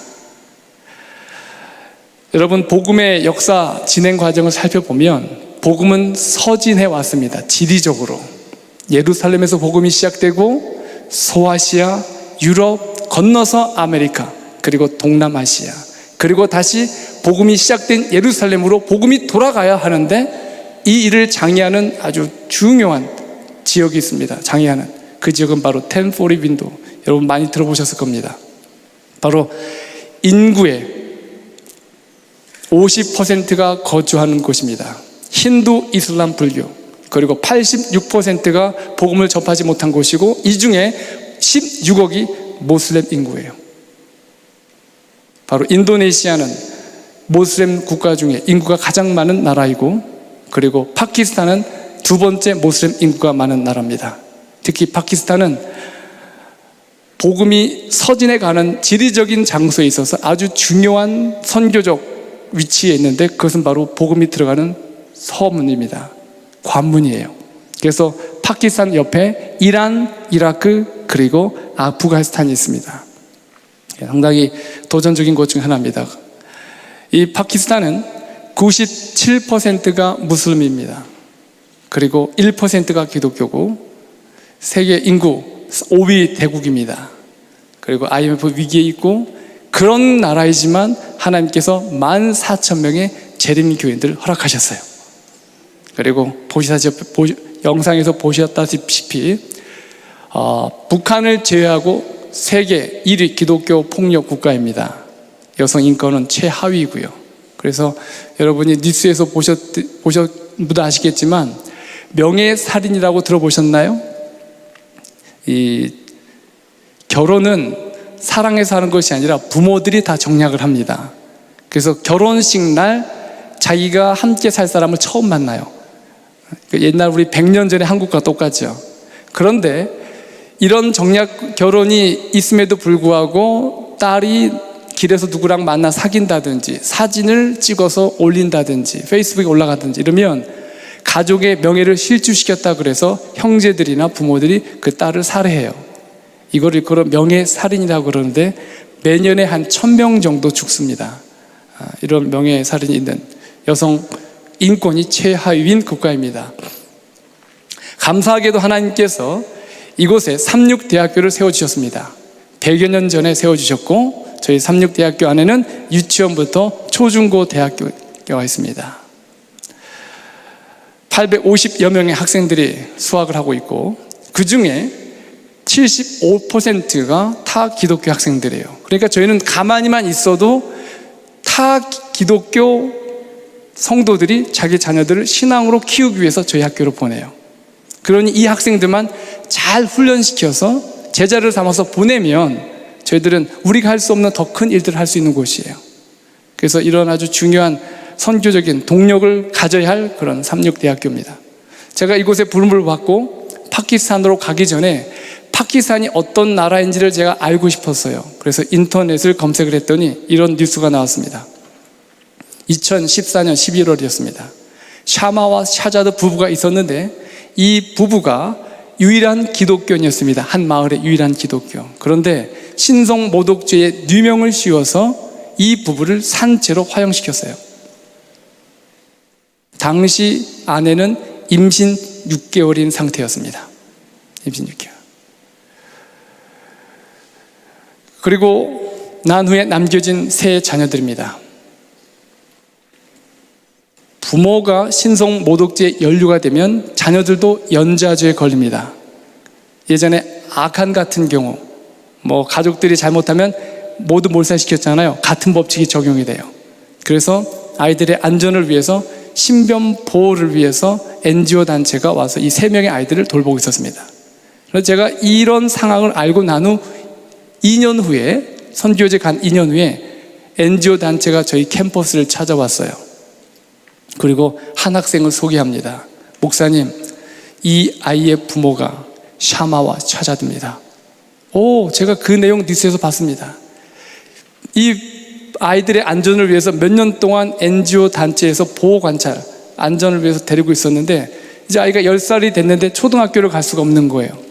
왜냐면 학교 갔다가 이 아이의 부모가 신성모독죄로 죽었다는 사실이 알려지면 이 아이의 생명도 위험해져요. 저희 학교에 와 보니까 담벼락도 높고 그리고 안전하게 어떤 교육과 신앙 일들이 진행되고 있으니까 이 학생을 이제 저희 학교에 보내고 싶다라는 거예요. 이 학생을 제 무릎에 앉혀놓고 아버지 보고 싶지? 아이가 눈물이 글썽글썽해요. 부모님 얼마나 보고 싶겠습니까? 이 학교는 하나님 아버지를 가르쳐주는 학교야. 그리고 예수님 오시면 너 그 아버지를 다시 만나게 될 거야. 그리고 이 아이의 손을 붙잡고 기도해 주었습니다. 이 아이의 마음이 안정이 됐고 그리고 그 후로 학교 생활을 하면서 아주 열심히 적응하는 모습을 제가 사진에 담았습니다.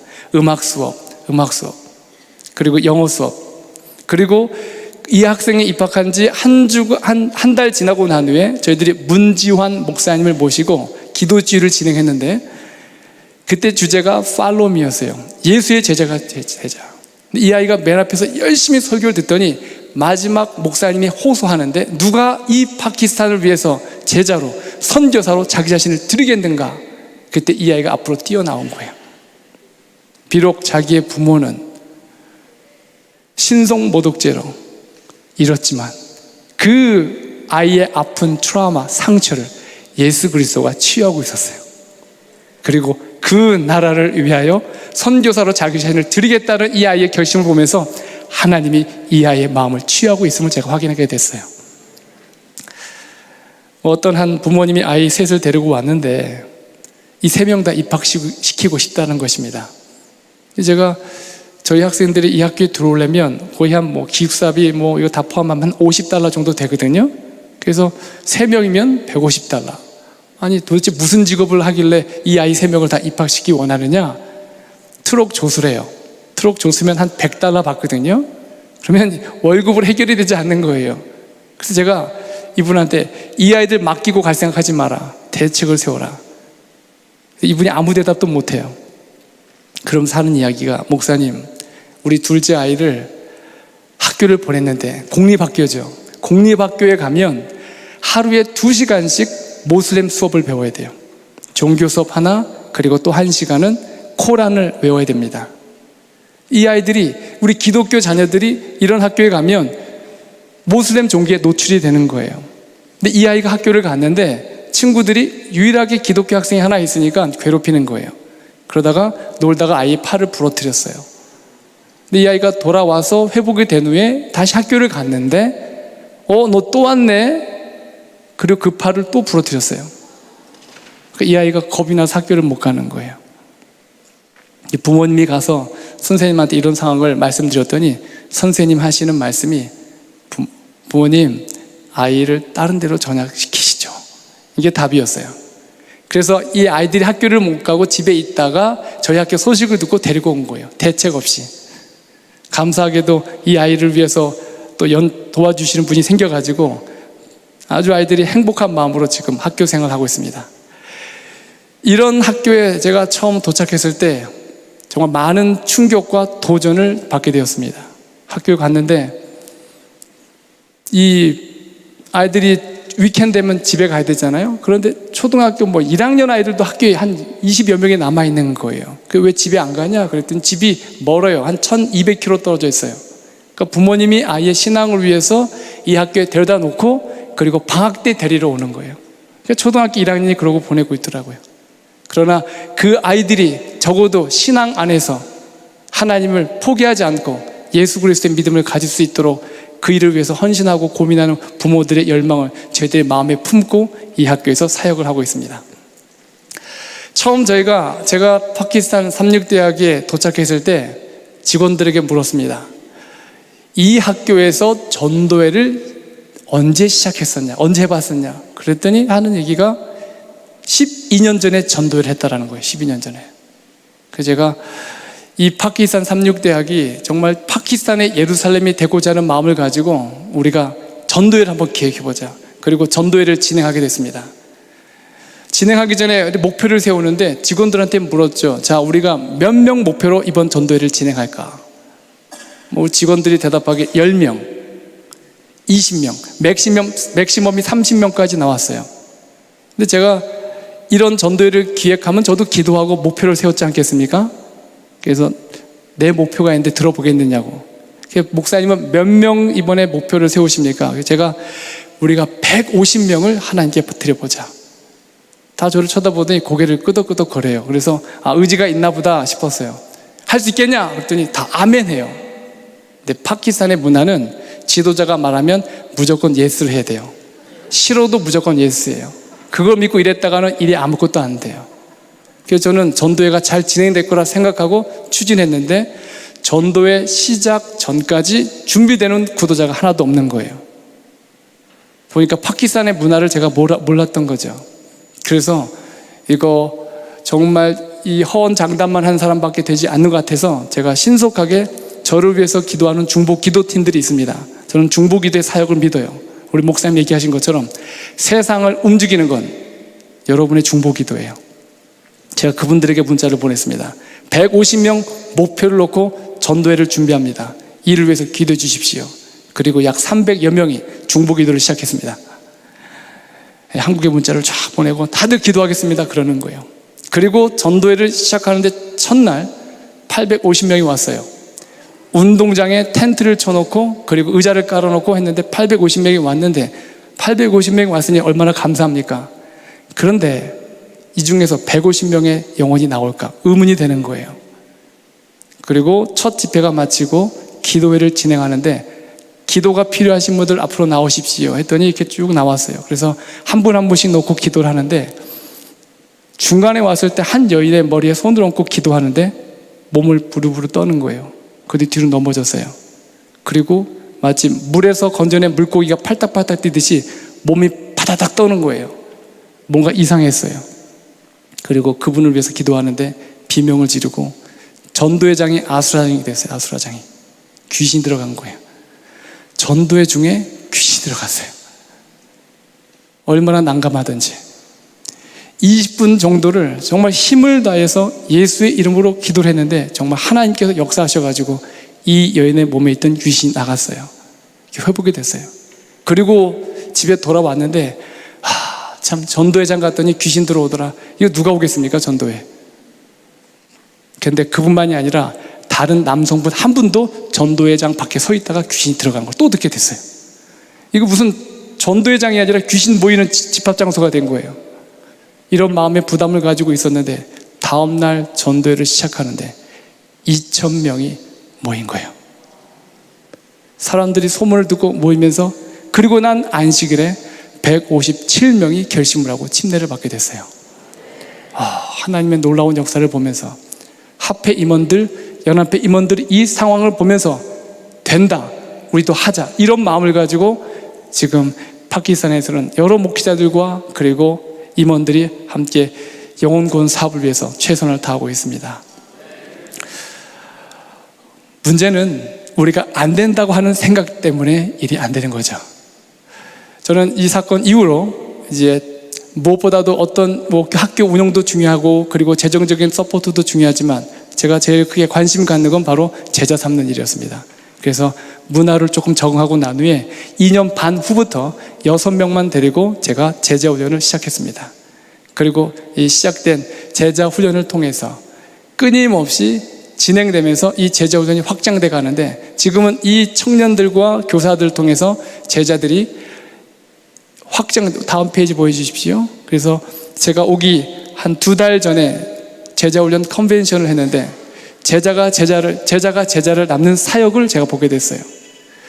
신앙이 흔들리는 경우, 성장하지 않는 이유는 아주 간단해요. 제자가 없는 분들은 신앙이 성장하지 않아요. 그리고 쉽게 상처받고 실망합니다. 이것은 뭐와 똑같으냐면 여자와 엄마가 다르다는 것과 똑같겠죠. 여자는 약하지만 엄마는 강해요. 성도는 약하지만, 교인은 약하지만 제자는 강합니다. 제가 이것을 선교지에서 분명히 보게 돼요. 그리고 나서 이 청년들이 또 제자를 낳고 제자를 낳는 그런 사역 중에 괜찮은 학생들을 또 뽑아서 다니엘 프로젝트를 진행을 합니다. 그리고 이 학생들에게 여러 가지 교육적인 혜택을 주고 또 학비를 지원하면서, 여기 특별히 한 학생을 소개합니다. 기독교인 하면 따라오는 별명이 있는데 하나는 무식하다. 파키스탄의 기독교인들은 무식하다는 별명이 붙어 있습니다. 왜냐하면 이 가난이 대물림됐기 때문에 교육적인 혜택을 주지 못하는 거예요. 그리고 또 하나는 가난하다. 가난과 무식. 그래서 아무리 똑똑한 청년이 와도 그 청년들이 의대를 들어간다는 건 불가능한 일이고, 의대를 들어가도 학비를 지원해 줄 능력이 되지 않아요.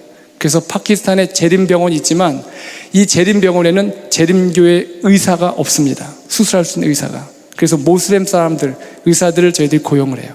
그래서 저희가 이 제자훈련 받던 한 학생이, 아주 공부를 잘하는 학생이 있어서 저희들이 어떤 한 분의 도움으로 이 학생을 의대를 보냈습니다. 그리고 제가 이 학생에게 말했어요. 선교는 교실에서 이루어진다. 너는 무조건 예수 이름으로 최고의 점수를 받아야 돼. 그것이 전도야. 그리고 이 사명을 가지고 이 친구가 의대에 합격했습니다. 그리고 의대에 들어갔어요. 그리고 들어간 날부터 지금 2년 반이 됐는데 지금 연신 내내 거의 1등을 하고 있어요. 사람들이 묻겠죠. 넌 왜 이렇게 공부를 잘해? 그러면 너는 이렇게 대답해라. 예수 때문에 공부 잘해. 우리가 예수 때문에 잘 돼야 돼요. 모든 하는 일, 사람들에게 관계, 말. 저는 이런 학생들 보면서 참 마음의 뿌듯함을 느낍니다. 저희가 이번에 그 중에 2 학생을 또 선발해서 삼육대학에, 하나는 언어과정, 그리고 상담과, 그리고 신학과 공부를 하기 위해서 이번에 한국에 있는 삼육대학에 파송하게 됩니다. 그래서 이 학생들이 공부를 마치고 돌아오면 파키스탄에 또 사업을 이끌어가는 지도자로 성장이 될 수 있을 것입니다. 그리고 저희들이 파키스탄 사역에서 관심 있는 것 중에 하나는 바로 방송 선교입니다. 저희들이 직접적으로 모슬렘 사람들에게 선교를 할 수 없어요. 한 번은 제가 비자 문제 때문에 국회에 있는 어떤 분의 도움이 필요했습니다. 그래서 그분의 도움으로 비자를 해결하게 됐고, 그리고 그분이 저를 초청해서 파키스탄의 국회를 들어갔습니다. 식사를 같이 하자 그래서. 그래서 식탁에 앉아서 같이 식사를 하는데 어떤 한 분이 제 옆에 와서 앉는 거예요. 같이 식사합시다 그랬더니 그분이 자기는 금식 중이라고. 모슬렘 사람들은 1년에 30일을 금식 기도합니다. 근데 그분은 또 특별한 기도 제목이 있어서 금식 기도하고 있는 중이었어요. 그분이 저한테 하는 얘기가 내가 당신이 목사인 걸 압니다. 당신에게 기도 요청하러 왔습니다. 그러면 식사 마치고 기도하겠습니다. 기다리십시오. 그리고 식사를 마쳤습니다. 이분이 저를 데리고 주차장 저 구석진 곳을 끌고 가는 거예요. 내가 뭘 잘못한 게 있나? 그랬더니 이분이 갑자기 제 어깨에 손을 탁 얹더니 하는 말, 목사님 침례 주십시오. 이분이 파키스탄 국회의 고위 관리예요. 이미 재림교의 기별, 다니엘서, 계시록을 다 공부했어요. 근데 침례 줄 사람이 없는 거예요. 제가 이분에게 우리 마크 피니의 그리고 또 여러 가지 강의 내용들을 또 계속해서 보내면서 이분이 스스로 공부하고, 그리고 제가 침례를 주고 싶지만 제가 침례를 줬다가 문제가 생겨요. 만약에 이것이 발각됐다가는 저만이 문제가 아니라 재림이 교단이 문제가 생깁니다. 그래서 저는 끊임없이 기도를 하고 있었는데 오기 석 달 전에 제가 다시 국회를 방문하게 됐어요. 이분이 초청해서 가서 만나게 됐는데 얼마나 저를 반갑게 맞이하는지 그 국회 들어가는 입구 정문부터 저를 기다리고 있는 거예요. 그리고 와서 저를 맞이해서 사무실로 데려가더니 사무실에 들어가니까 한 20여 명의 직원들이 있어요. 그리고 자기 사무실로 또 들어가고 사무실 안에 또 자그마한 방이 있어요. 그리고 문을 걸어 잠그고 그리고 나서 봉투에서 책을 꺼내고 그 책 안에 종이 한 장을 저한테 펼쳐 보여주는 거예요. 목사님, 보십시오. 침례 증서예요. 유럽에 몰래 넘어가서 침례를 받고 들어온 거예요. 제가 그 사람을 바락 안고 얼마나 진짜 감사의 눈물을 흘렸는지 몰라요. 목사님, 지금 저처럼 이렇게 진리를 찾고 있는 사람이 20명이 더 있습니다. 이분이 직접 그 그룹을 모아서 성경을 가르치고 있는 거예요. 아무도 몰라요. 침례를 받고 개종해도 자기 신분을 속여야 돼요. 이런 모습으로 신앙을 하고 있기 때문에 이들에게 우리가 복음을 접근하기에 가장 좋은 비결은, 방법은 바로 방송선교예요. 그래서 저희들이 기별을 녹화를 해서 그리고 이 내용을 저희들이 유튜브에 올려서 그리고 관심 있는 분들에게 유튜브를 소개해주는 이런 역할들을 하기 위해서 차근차근 진행하고 있습니다. 파키스탄에 들어가 보니까 번역되어 있는 예언의 신이 너무나 없어요. 그러니까 파키스탄 재림교인들의 신앙이 너무 낮은 거예요. 그래서 도착해서 저희들이 시작한 것이 바로 시대의 소망을 다시 완번한, 이게 번역하는 일이었습니다. 그래서 번역을 해서 지금 출판을 준비를 다 했고, 그리고 지금 한국에서 지금 배로 수송해 갈 준비를 하고 있습니다. 그리고 정로의 계단도 다시 이제 번역을 완료했고요. 그리고 너무 안타까운 건 학교에 갔더니 도서관에 이 종교 서적이 별로 없어요. 지금 제가 가기 4년 전까지만 해도 학생들이 27개의 교리책을 복사해서 공부하고 있더라고요. 그래서 제가 28개의 교리를 다시 이제 우르두어로 이제 번역하는 일을 이제 마쳤고 이제 출판을 준비하고 있고, 또 기록되었을 때 성경 연구 시리즈와 그리고 제자훈련 교재를 이제 번역해서 출판을 준비하고 있습니다. 그리고 그 외에 예언의 신들을 번역하고 있는데, 제가 늘 느끼는 건 예언의 신이 얼마나 많이 번역되어 있느냐가 바로 재림교회 신앙의 기준을 좌지우지하더라고요. 여러분, 예언의 신 정말 열심히 읽으십시오. 이곳에 있는 분들은 이런 기별을 듣고 싶고 읽고 싶어도 번역된 책이 없어서 못 봐요. 이런 번역 사업을 진행하고 이것만큼 또 중요한 제자 훈련이 없기 때문에 그들의 언어로, 그들의 영혼의 언어로 번역하는 일을 저희들이 진행하고 있는 것입니다.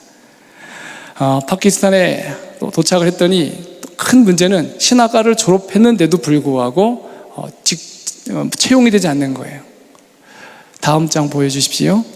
그래서 10년, 12년이 된데도 목회자가 채용이 되지 않으니까 신학생들이 결국은 살아남기 위해서 개신교에 가서 일을 하는 거예요. 이런 일이 비일비재해요. 그래서 이번에 파키스탄 연합회로 오신 우리 임현주 목사님과 더불어서 팜 프로젝트를 진행하게 되었습니다. 그래서 채용되지 못한 목회자들을 불러다가 다시 재훈련해서 개척교회를 파송하는 겁니다. 그리고 개척된 그 개척지로 파송한 후에 그곳에 교회를 개척하는 여러 일들을 지원해주는 사업을 진행하고 있습니다. 그리고 목회자들을 위한 이런 선교 개척 프로젝트와 더불어서 청년들을 위해서는 1000명 선교사 훈련을 이제 올해부터 시작하게 되었습니다.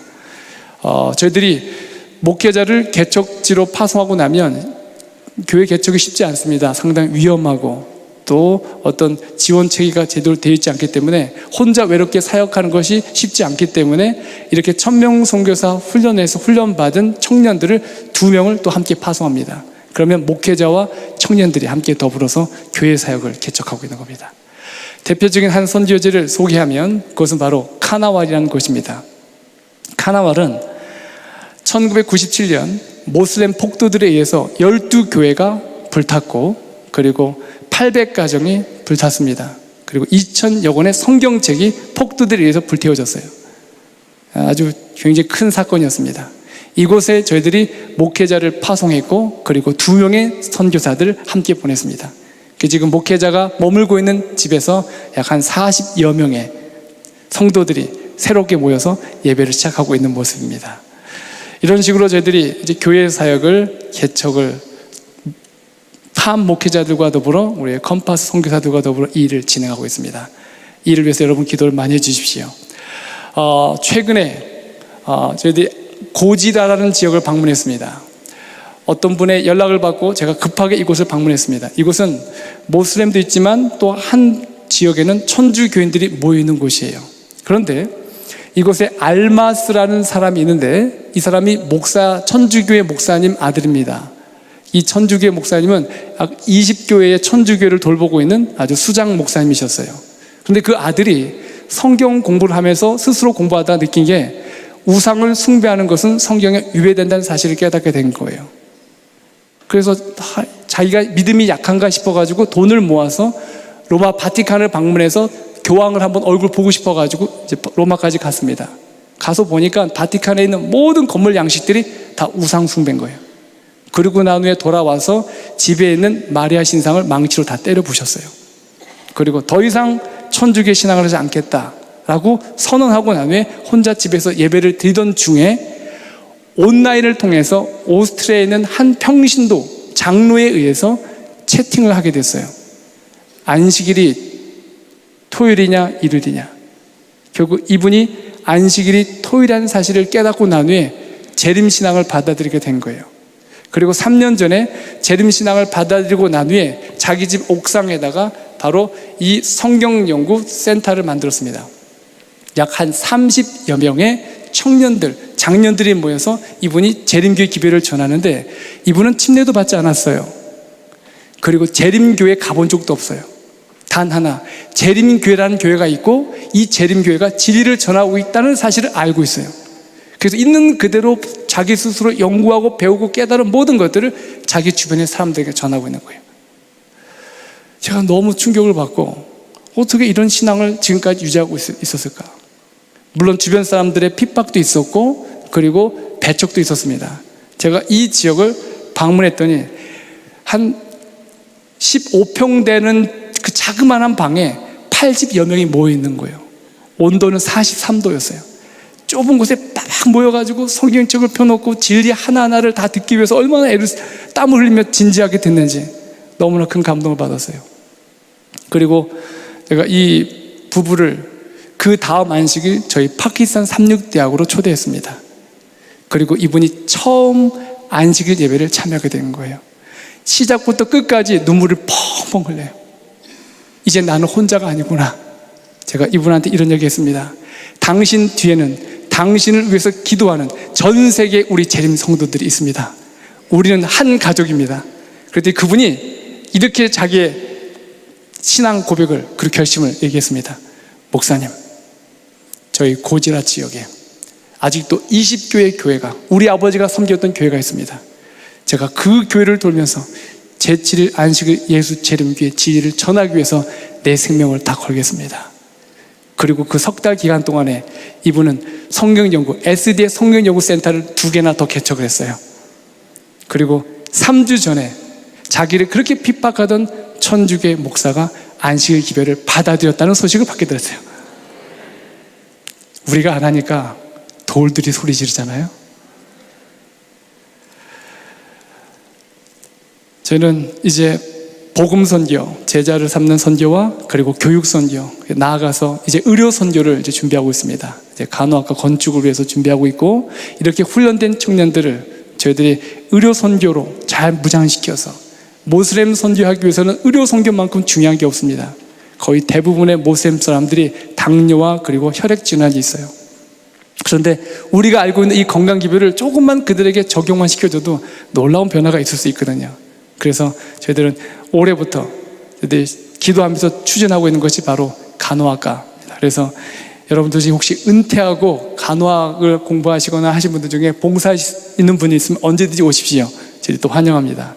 그리고 이 간호학과 의료 선교를 통해서 저희들이 더 많은 복음의 역사가 이루어지길 간절히 바랍니다.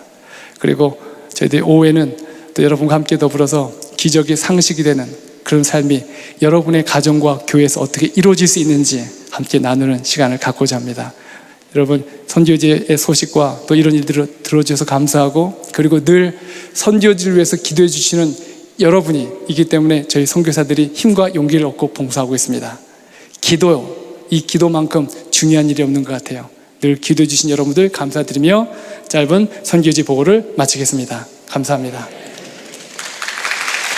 기도하겠습니다. 하나님, 우리는 하나님의 구경꾼이 된 것을 인하여 하나님을 찬양합니다.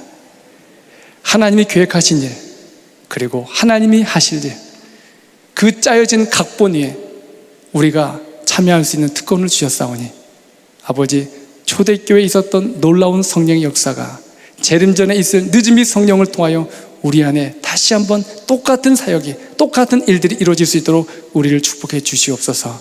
우리 교회가 살아있는 선교제가 되게 도와주시고 우리의 가정이 살아있는 선교제가 될 뿐만 아니라 우리의 직장이 하나님의 선교제가 될 수 있도록 우리를 다시 한번 소명을 불러 주시옵소서.